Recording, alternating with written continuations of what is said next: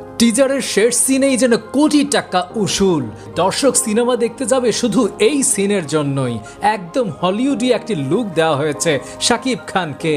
টিজারের শুরুতে একটি সংলাপ দিয়ে শুরু করা হয়, আমার মা হয়ে লজ্জা হয়, আর তোমার ছেলের বাবা হয়ে এতটুকু লজ্জা হয় না।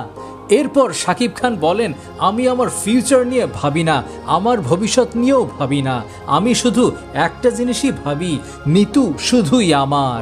নিতুরে না পাইলে আমি পুরো দুনিয়া বরবাদ করে দিতে পারি।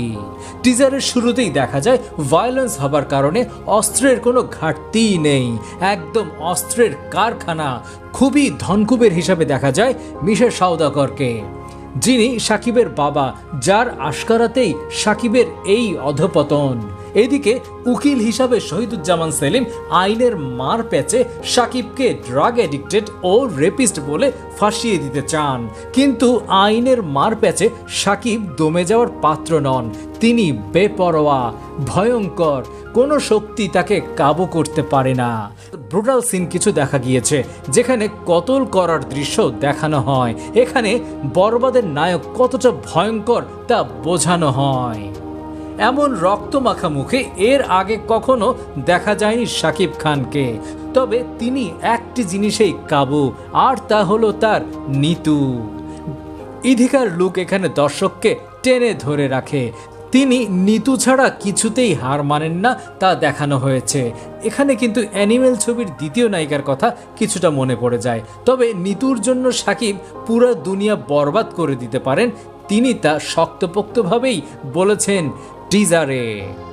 হঠাৎ কান্নার শব্দ এবং যিশুর চেইন লাগানো এবং তার বিশেষ কিস দর্শকরা দারুণভাবেই গ্রহণ করেছে।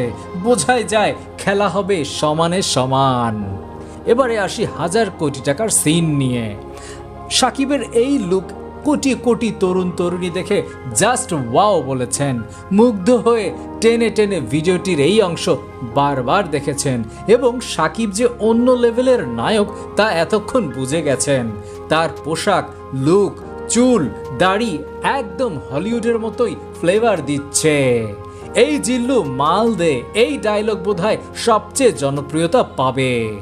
দর্শক এই ফাঁকে চ্যানেলটি সাবস্ক্রাইব করে বেল বাটনটি অন করে দিন, যাতে নিত্য নতুন ভিডিও আপনার দুয়ারে কড়া নাড়ে।